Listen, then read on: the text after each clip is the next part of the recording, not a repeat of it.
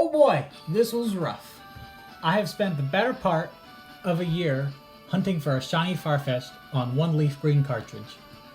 I would like to start off this video talking about what this year of hunting has looked like, as well as tell anyone who will listen the optimizations I learned while doing this for over 1,300 hours. But for those of you who just want to see a pink duck for the first time in Leafgreen, or hear the optimizations I learned along the way, you can just jump to these timestamps here. For those who are still here, thanks. You may ask, why not in Emerald, where you can use Flame Body and half the hatching time? That's because I'm doing a Pokeball only shiny origin dex, so Farfetch'd, among these others, have to be hatched in Fire Red or Leaf Green. Using Pokemon Box has become more popular in the last year, but I can't afford that and would prefer to hatch the eggs on my childhood cartridges the way I would have when they came out. I may look into box or trading to hatch later down the line, but for now I'll be doing one egg hunt on one cartridge. I also decided to hatch this egg in the location of the in-game trade. So for Farfetch'd, that means all 23,000 eggs were hatched in Vermilion City. I honestly don't think it made much of an impact on the hatching speed compared to, say, the underground bike path, but I'm not 100% sure. On to how this hunt went for me. Terrible. I started this hunt back in April 1st of 2023. That was my first egg month. My initial method was to save after the daycare man had an egg, pick up 5 eggs, teleport to Vermilion City, hatch, soft reset, repeat. This process took around 20 minutes per reset, and I'm still unsure about this background calculations for shininess, but I believe that this first egg, with this logic and methodology, cannot be shiny. I'm not going to get into how TIDs determine shininess, but I will say that egg was never female. Eventually I realized this and just decided I was going to save right before an egg was generated, so a couple steps would make one. Sheer determination pushed me to get 2,825 eggs hatched during egg month, and I was hopeful I would hit odds within the next 2 to 3 months and get the shiny, neither of which happened. I was very burnt out and had a steep decline in productivity, often managing not even 50 eggs a day. Around June, about 3 months in, as I was approaching odds, I started doing side hunts to make me feel less like my shiny living dex wasn't progressing because of Farfetch'd. During this whole hunt, I got 15 shinies and 1 fail just from doing side hunts while I hatched eggs, not even while gathering. Around August, 5 months in, I had passed odds and changed up how I started getting eggs. I'd gather a box of eggs plus 1 party, so 35 in total. This simple change helped me average around 50 eggs a day, but then the news of Pokemon Bank potentially closing in April was announced, and I knew I had to get back to my Generation 1 hunts and complete them before it was too late to transfer them up. So from October 2nd to December 2nd, I solely focused on hunting a Generation 1 Charmander and Squirtle, which ended up being my first uploads on this channel. The next day I immediately got back into this hunt and passed my personal best from April with 2,840 eggs hatched in 1 month. But I wasn't done optimizing yet. I realized if I hatch eggs from different batches at the same time, I could squeeze out a little bit more in a day without burning myself out. I'll explain this a little bit later in the video, but I was comfortably able to push my daily average to 75. In January, I destroyed my personal best with 3,300 eggs in 1 month.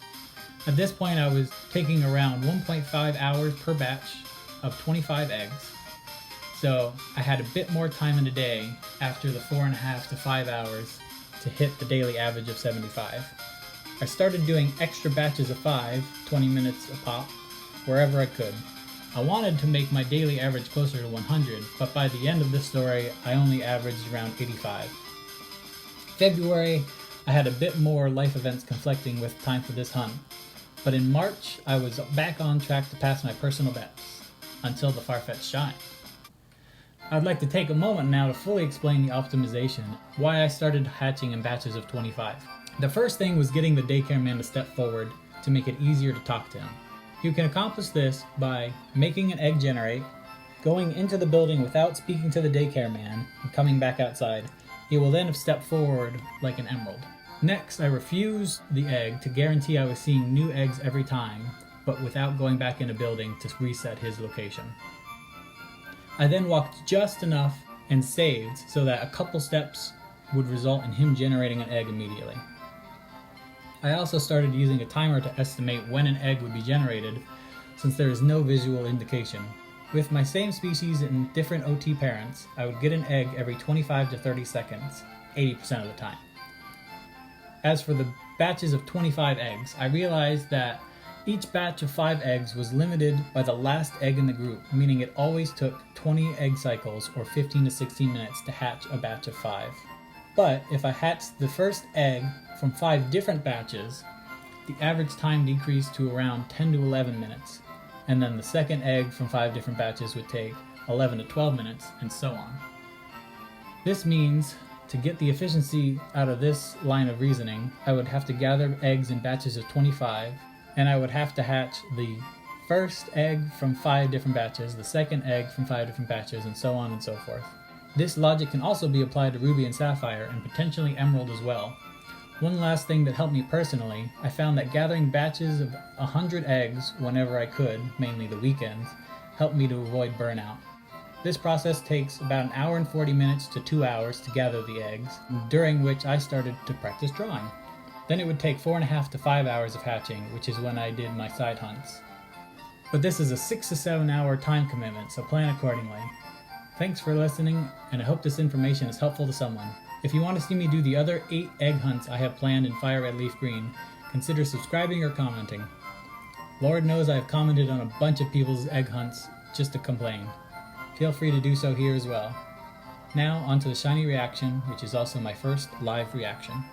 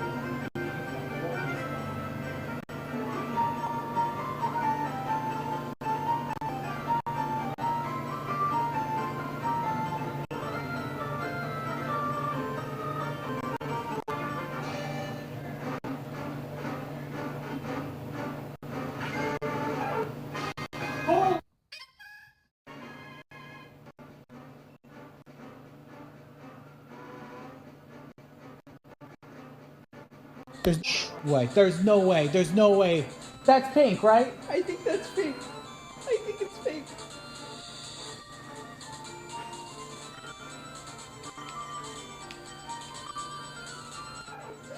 Oh my god!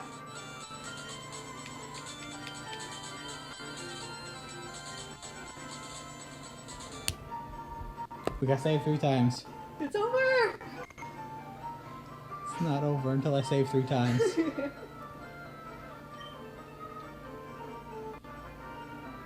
There's no way. There's no way. There's no way. I told you it was possible. There's no way. There's no way. There's no way. I don't believe it. There's no way. There's no way. I need to go look at this out there. Let's go. Ah! No. What? No. There. Yes? No. Okay. Okay. Okay. Oh my god. Oh my god. I don't believe it. There's no way. There's no way. There's no way. Oh, okay. We gotta show no cheating devices on this. I didn't do this for a year just for someone to say, I don't believe you.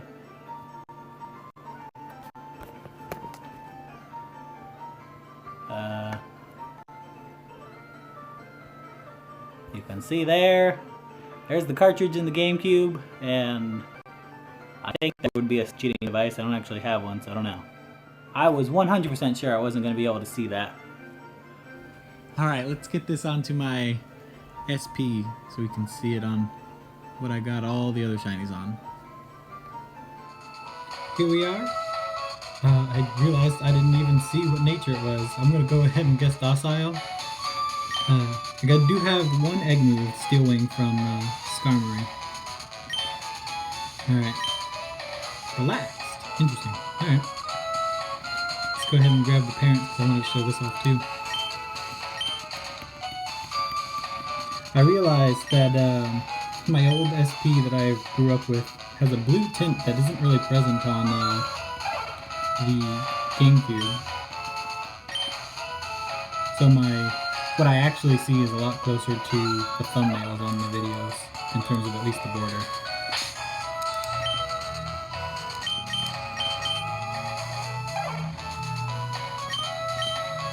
So, looks like it learned Fury Cutter while it was in there. The male parent had Steel Wing and the female parent had Peck. I also, just for fun... Never mind. I thought I had a stick on one of them. Alright then. Yep, so that's going to be it for this video. I'm going to be going for a Rhyhorn egg during Egg Month. I'm not going to keep going after Egg Month. I'm going to switch to a Rock Smash hunt. Much easier, right?